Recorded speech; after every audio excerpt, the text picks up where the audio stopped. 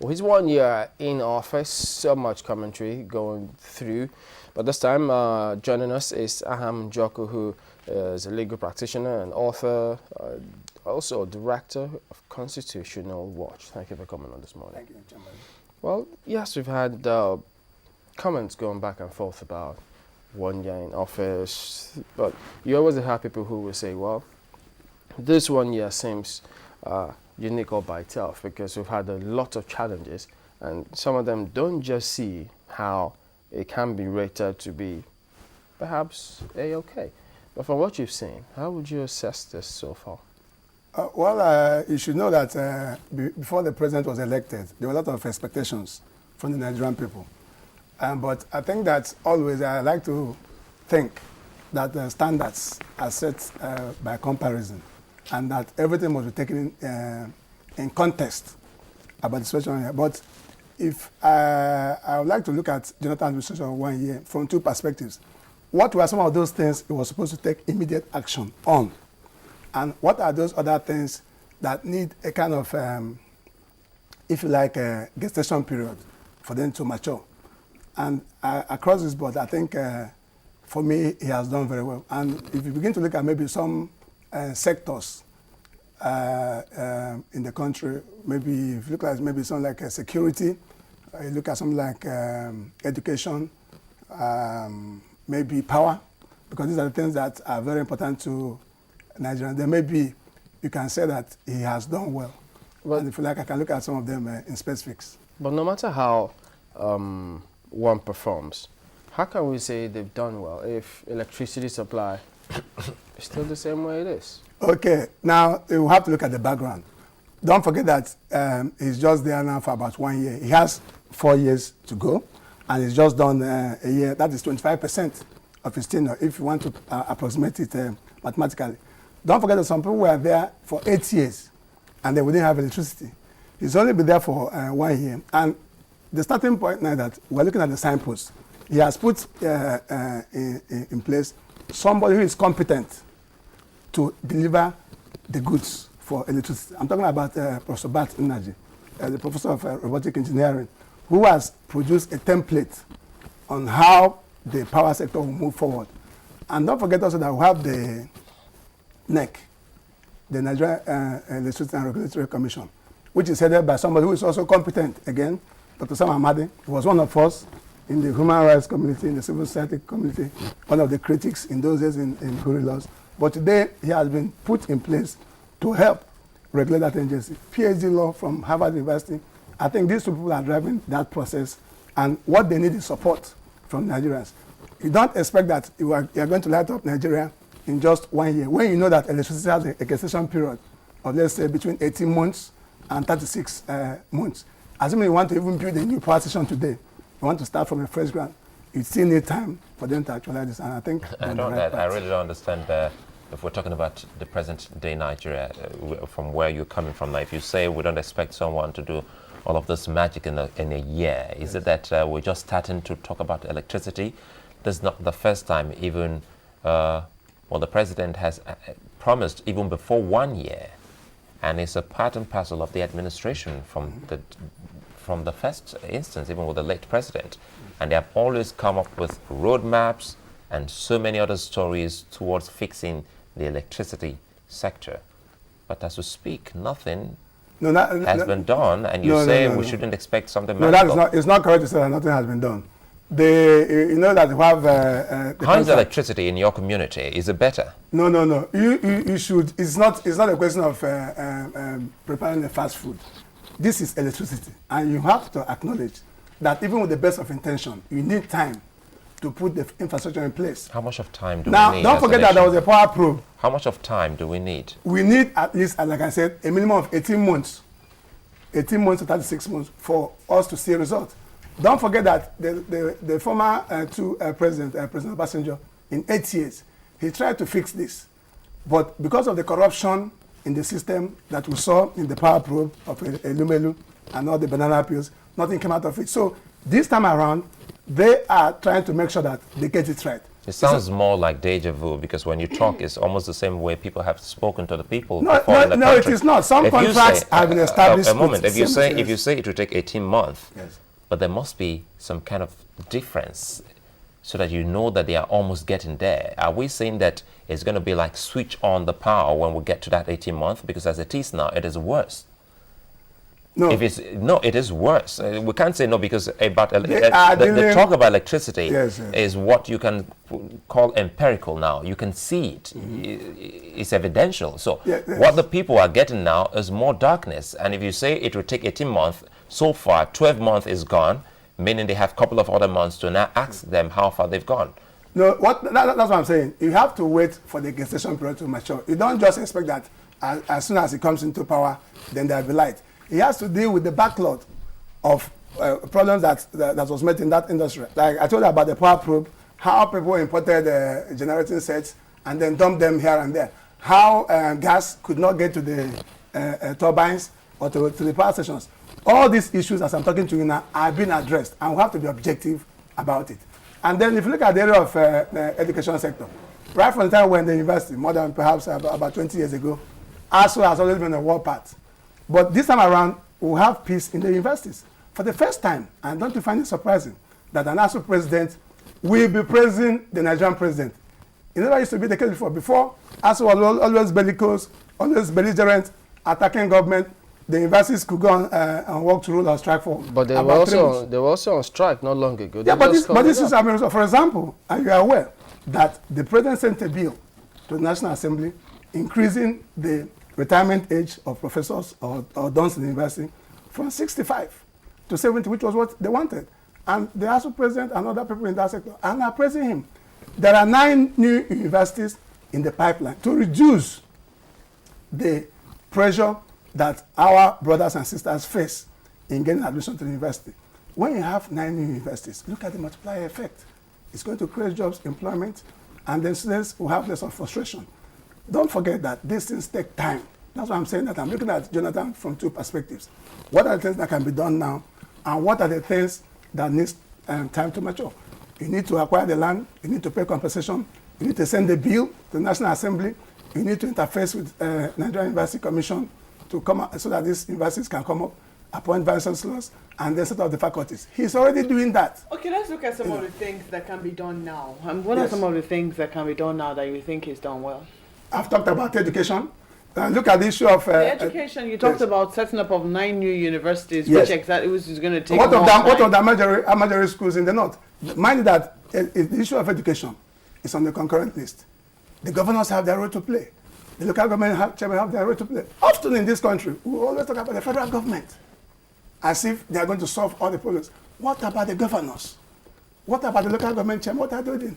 Why should it be the duty of the federal government to go to the north to establish a special school? Let's take the issue of governance, for instance. Yes. I mean, we were all in this country when petroleum subsidy was supposed to go. Subsidy on petrol, let's be more specific, was supposed to go. Did you like how it was handled by the current administration? Well, it's interesting to know that I was one of those that was invited at the town hall meeting at Museum Center. Yes. And I was on all fours with Olisa Abokova, the former president of NBA, and maybe if you read my article in Compass some weeks back, I reiterated this point. Our position from the opposition then was that, yes, you need to remove the subsidy, because we found out that the corruption in the oil industry was so much, and that the government cannot be a good investor in terms of building refineries, managing the resources, but that people needed to be educated about the need to remove the subsidy. Because when Mr. Abokova asked a question, he said, why now? Why not to wait for another 6 months or 1 year and put certain things in place? But of course, the government in its own wisdom went ahead to do that. But what we're saying now, are you seeing the wisdom of the government in doing that? Of course, because the issue was that... I mean, the way it was handled, first of all, you said you're one of those who advocated that they had to go for certain reasons. Yes. But did you like how, were those reasons justified for you when it finally went on the 1st of January this year? Well,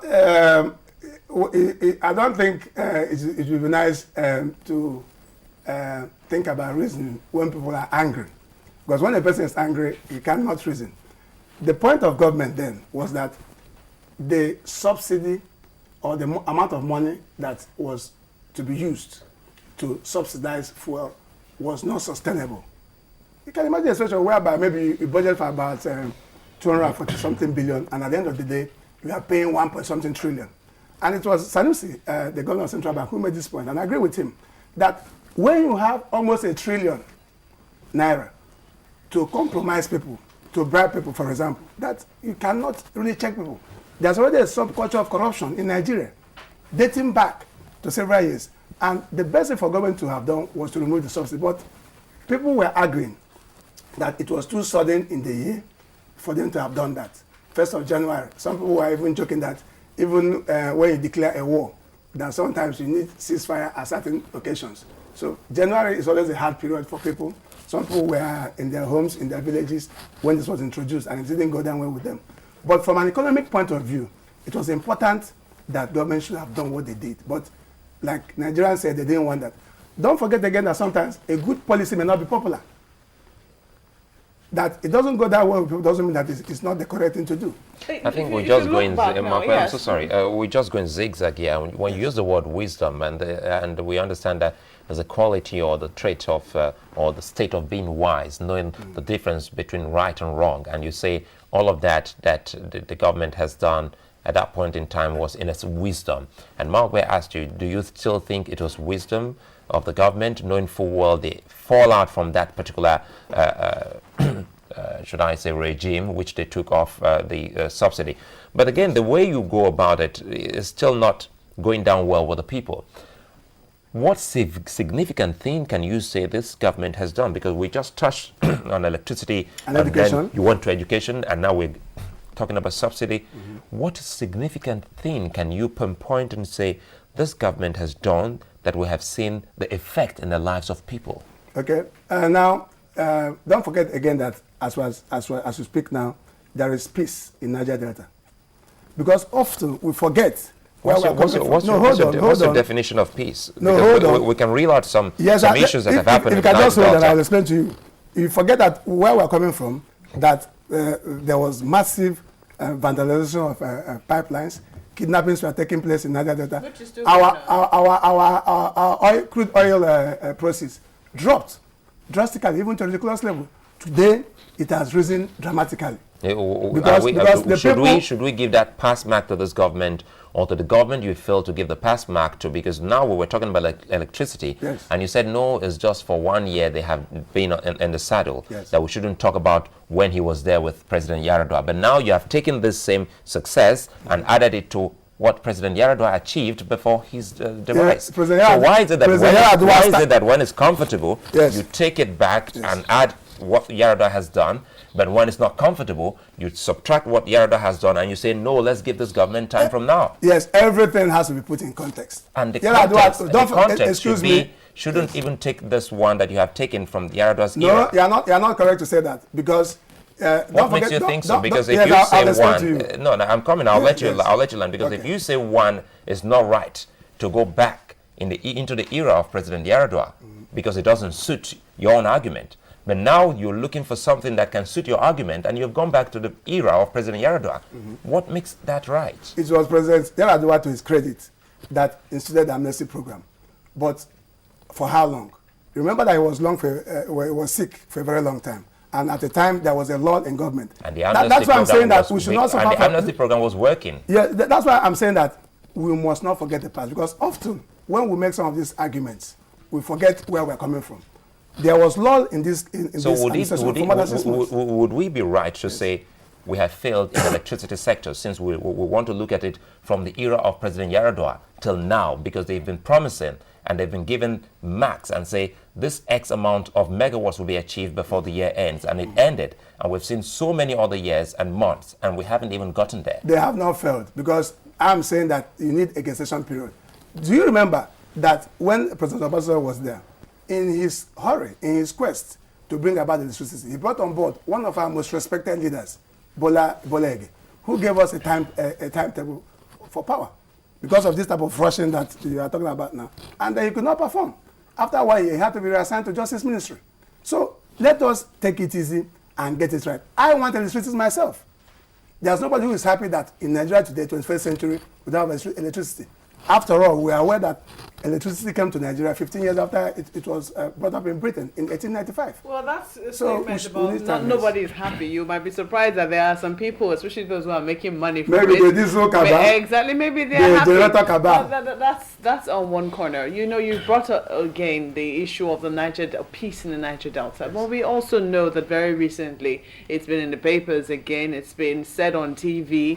We even heard the chairman of the Petroleum task team saying that Nigeria is losing up to 30% of its revenue to oil theft. Yes. We also know that, you know, vandalization has been on the increase. There has been a host of things going on in that particular area that, you know, has been downplayed. Recently, the coordinating minister for the economy has been complaining about how this vandalization and theft could actually deal a fatal blow to our budget. You know, you're right in that sense. So, can we exactly count that as one of his achievements when we can see that it's like we're already sliding back to where we were a couple of years ago? You're right with your observations about the oil theft going on, and in fact, as a matter of, I think that's been put out at about 20% or so of proceeds. But what I want to tell you that these things were also going on then, but they were even worse. It's a fact that there is a dramatic improvement in our oil proceeds. Nobody can debate that. Nobody can doubt that. But perhaps more needs to be done now to check what is going on there. And I think that the JTF, they are trying, the Navy and other security agencies are doing their best to stop some of these things, destroying the refineries, destroying, I think last week a whole ship was destroyed, was set ablaze by the JTF. So the government is doing very well in that area. What's your assessment of the security situation ever since this administration came on? Okay, that is a very good question. And I think that every Nigerian has anxiety in this area about security because it affects everybody and nobody knows who is going to be next. But if we want to be honest to ourselves, the issue of bombing or using IEDs is a new phenomenon in Nigeria. And the security agencies, prior to this time, were not even prepared for it. But right now, I know that the government is doing so much in that area. If you listen to the news, and I'm sure you are on top of the situation, the army is currently undergoing counter-terrorism training to check some of these acts of terrorism. The police is also being retrained. All the security services are being retrained, SSS. So it is not something, like I said, that you can just fix overnight. So even in Kenya. Would you say they've done well? They've done well. Even in Kenya, bombings have been done well. In Kenya, bombings have been going on for so long. So we've done well with the handling of this. We expect them to do more. Yeah, we expect them to do more. But you say we've done well. Yes, because he has deployed all the resources of the state to check this. It's not something he's going to do alone. Are you aware that at the time, the security officials, including the NSA, had said, well, we didn't expect this. And so there were people who interpreted that as though they were shocked. They didn't know how to go about it. They had a lot of challenge and they were on the back foot. Yes, I agree with you, Chamberlain. And that's why I said that the issue of terrorism is novel to Nigeria. And then the security apparatchik, they were not prepared for it. It is the truth. So how could you have done well? How could you say they've done well? That's why I'm saying that what is the government doing? The government has deployed all the resources they have to check this. If somebody stays in his house, comes up with an IED, straps it to himself, and wants to come out to the religious place, what are you going to do about it? So they are learning the ropes. What specific things could you point to say, based on this, they've done well with security? Well, as you very well know, they have declared state of emergency in some areas. And as what I'm speaking now, maybe we are here very comfortable, but our troops are out there in those places. Areas, we could also tell you it hasn't put an end to the problem. Of course, you don't expect it to end overnight. How long has America been in Afghanistan? Has terrorism ended there? We don't, and this is a developing country. We should not think that overnight that we can have a hands-on on issues that we are not very conversant with. I still believe I've heard all of this before. It looks like a complete deja vu. And when we talk about 1 year, let's remind you that this government has been on for like 2 years. Do you agree? That before the president stood for elections? Yes. Yes, for about 1 year. But for 2 years. But, yes. He stayed on for a year, Yes. and after elections another year. That is But a total of 2 years, some months. Yeah. And the same policy has been with the power sector. I still want to stay with the power sector because Okay. we don't come from Cotonou to Nigeria. We live in this country. So perhaps you tell us how long is so long before we get to see some relative improvement in the power sector. And why is it that we have people with big degrees that you just reeled out about some credentials of these people, and they can't show what they have read in school by giving people what they have actually promised the people? If they can't show that, would you say that is practical development? Well, at every point in time, we have to put our best foot forward. Have we been doing that? You're not going to. No, we're talking about the qualifications of those who have in places. Because you of started authority. with qualification. Yes, the yes. qualification hasn't amounted to changing the lives, changing the lives of Nigerians. Very good. You see, we have to be realistic. It is the duty of the president to put in place the type of persons that are qualified to be in those places. Which of the ministers or minister would you say hasn't done well? Because there must be someone with no best foot forward.